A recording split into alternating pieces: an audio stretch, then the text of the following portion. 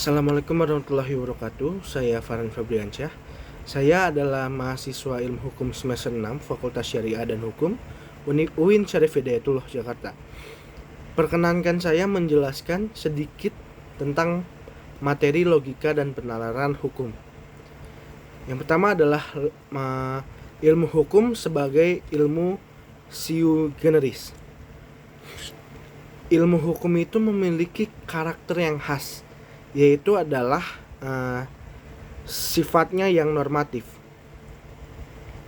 Mengapa disebut sifat yang normatif?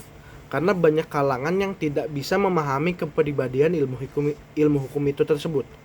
Tetapi ada dua cara untuk memahami atau dua pendekatan untuk memahami keilmu hukuman tersebut, yaitu adalah pendekatan secara falsafah ilmu, dan yang kedua adalah pendekatan dari teori hukum. Ilmu hukum juga didogmatifkan adalah ilmu yang mempelajari tentang hukum positif dan juga sistematika hukum positif. Ilmu hukum dari objeknya dibagi menjadi dua, yaitu adalah ilmu hukum yang empiris dan yang kedua adalah ilmu hukum normatif. Selanjutnya adalah bahasa dan kaidah hukum. Pengertian bahasa hukum adalah bahasa aturan atau peraturan yang bertujuan untuk mewujudkan ketertiban untuk kepentingan umum dan ataupun untuk kepentingan pribadi dari masyarakat itu sendiri. Bahasa hukum dipergunakan di Indonesia adalah bahasa Indonesia yang mengandung makna-makna atau simbol-simbol yang baik. Lalu selanjutnya itu ada pengertian kaidah hukum. Kaidah hukum adalah suatu peraturan yang dibuat oleh penguasa atau orang yang memimpin di wilayah tersebut, dan sifatnya itu dapat dipaksakan oleh aparatur negara untuk mendapatkan ketertiban itu sendiri. Kaidah hukum itu juga dapat dibagi menjadi tiga, yaitu kaidah hukum yang bersifat atau berisikan suruhan. Lalu yang kedua adalah kaidah hukum yang berisikan larangan.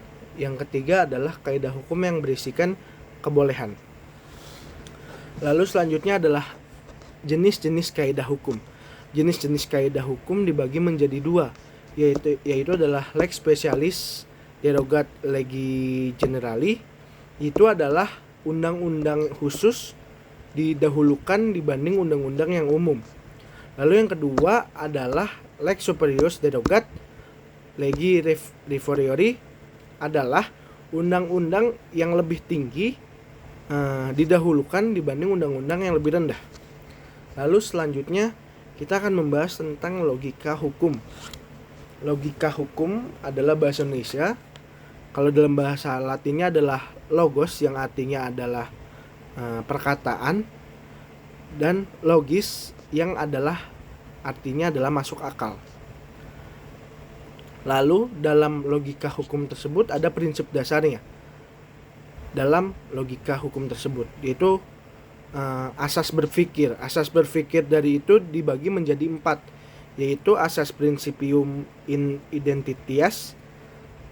Terus ada asas kontradiksi. Yang ketiga itu ada asas penolakan. Yang keempat itu ada principium